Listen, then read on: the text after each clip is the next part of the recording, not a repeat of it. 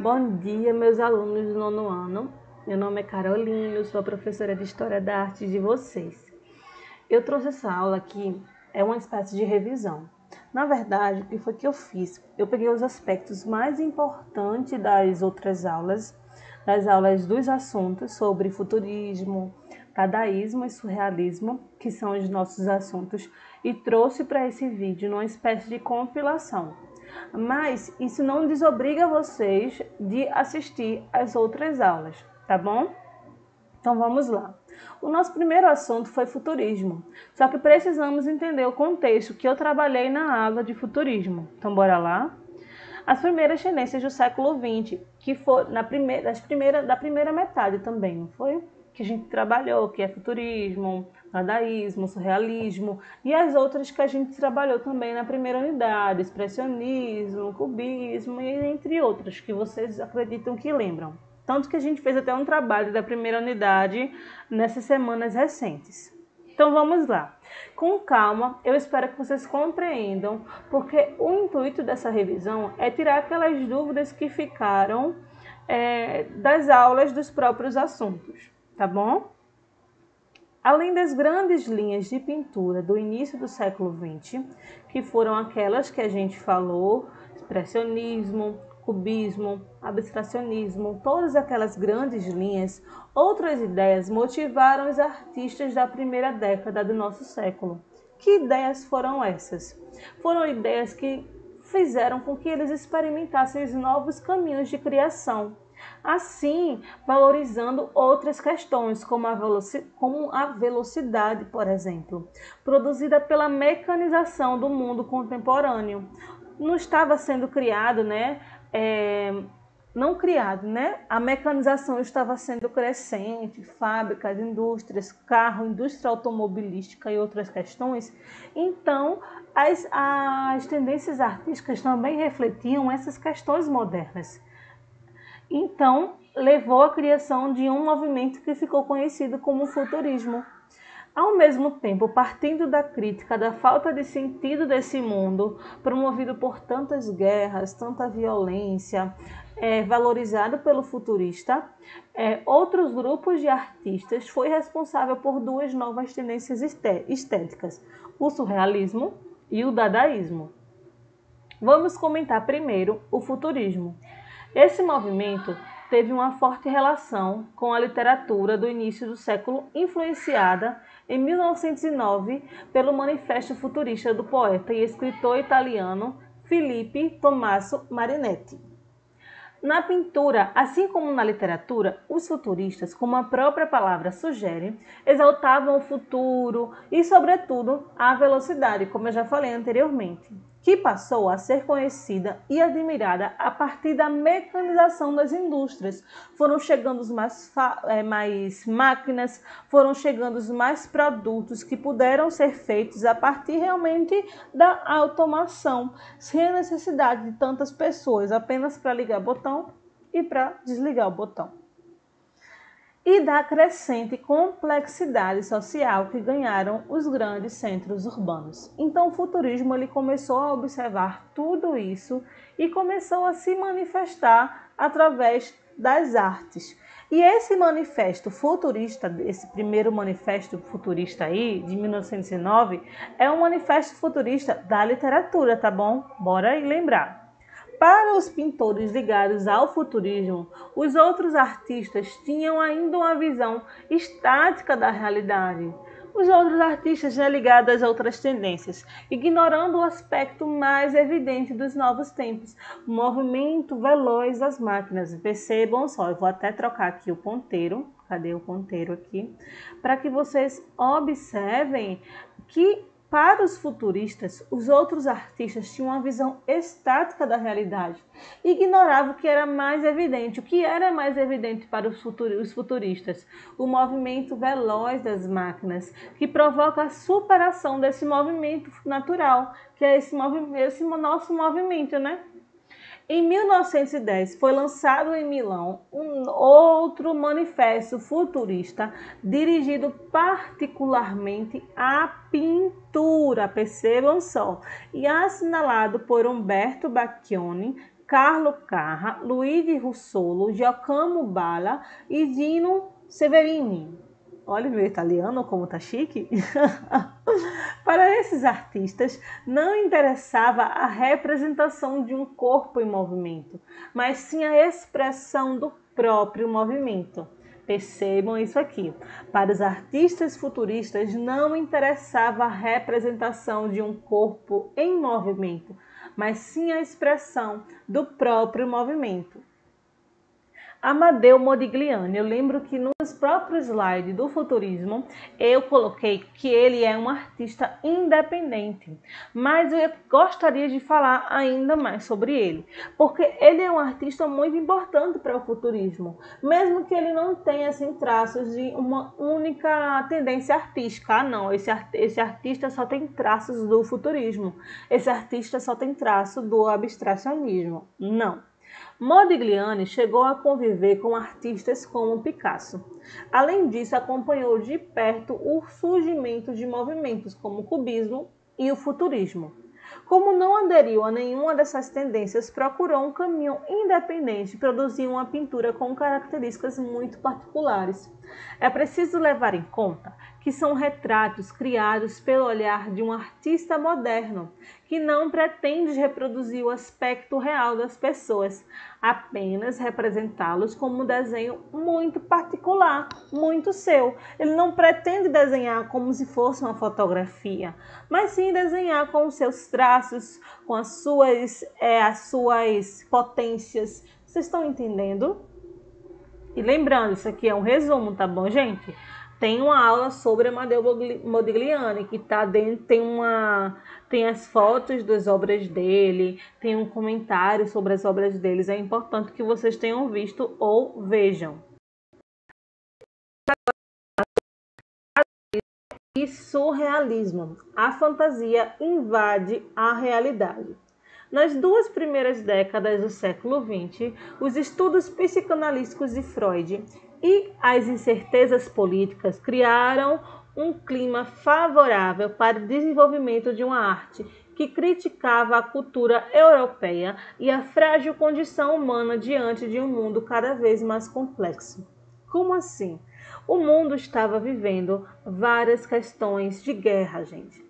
O mundo, a partir das primeiras décadas do século XX, o mundo estava vivendo vários conflitos territorialistas, vários conflitos realmente eugênicos, vários conflitos, e tudo isso eu acredito que vocês já devem estar sabendo por conta dos conteúdos de história de vocês.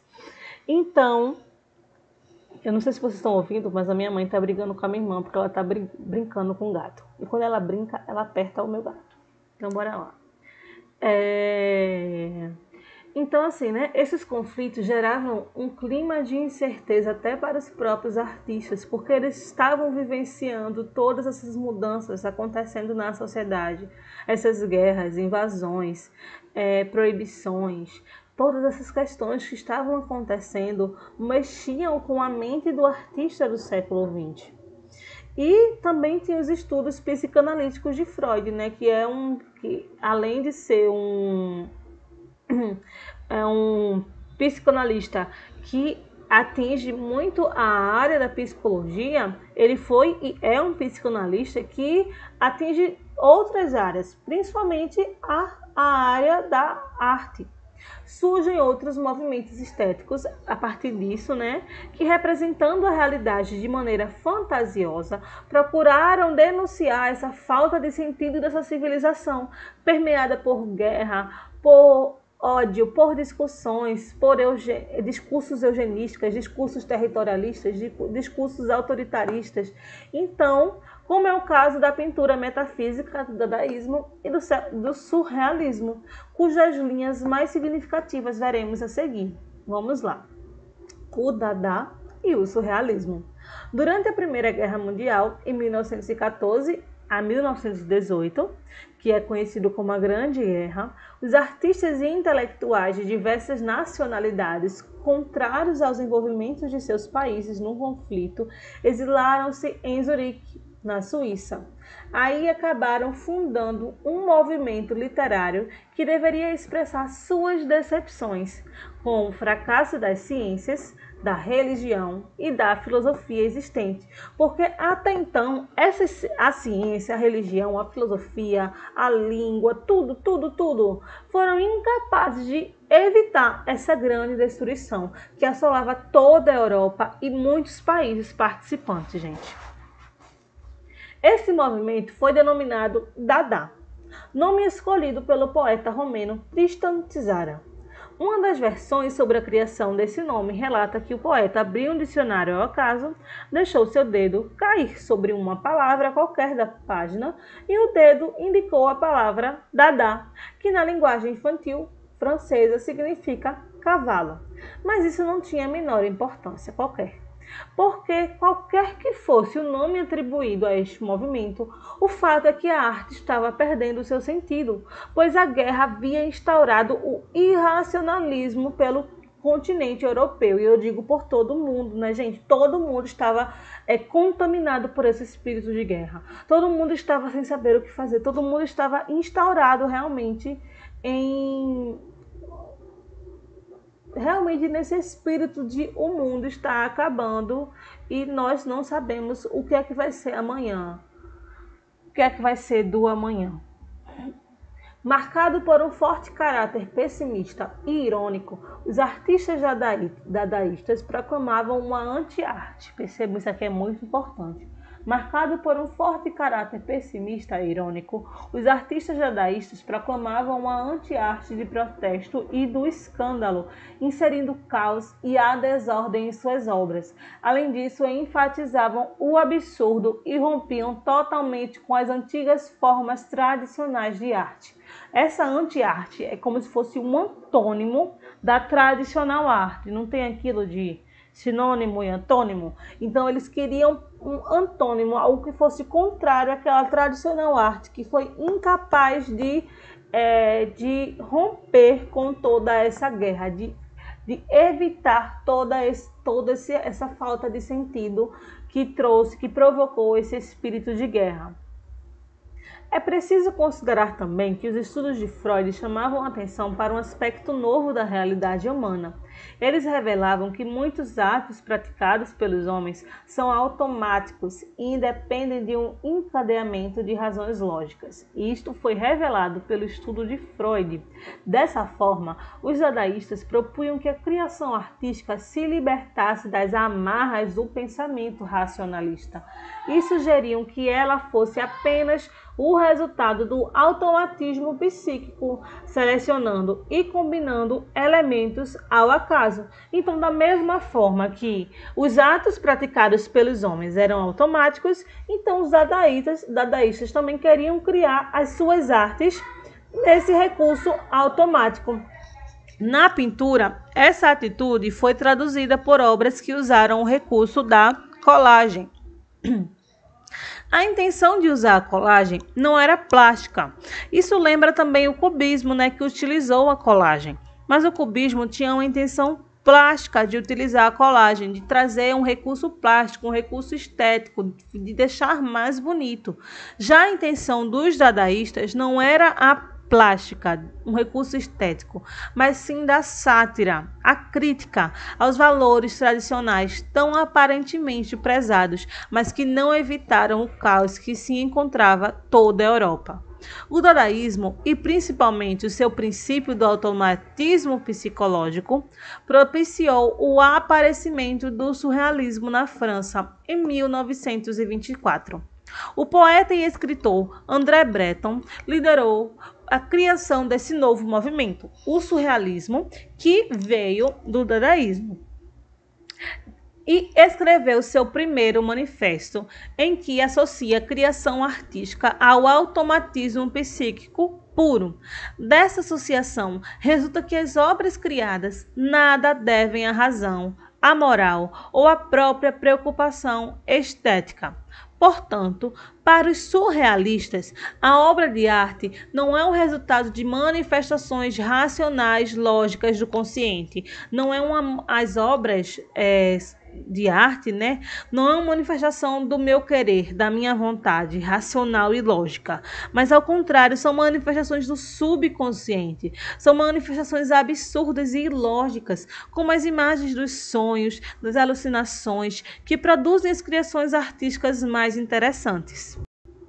Às vezes, as obras surrealistas representam alguns aspectos da realidade, como excesso de realismo. Entretanto, aparecem sempre associados aos elementos inexistentes na natureza, criando conjuntos irreais. Dos pintores surrealistas, Salvador Dalí é sem dúvida o mais conhecido. Sua obra Persistência da Memória é reproduzida em muitos livros. Misericórdia!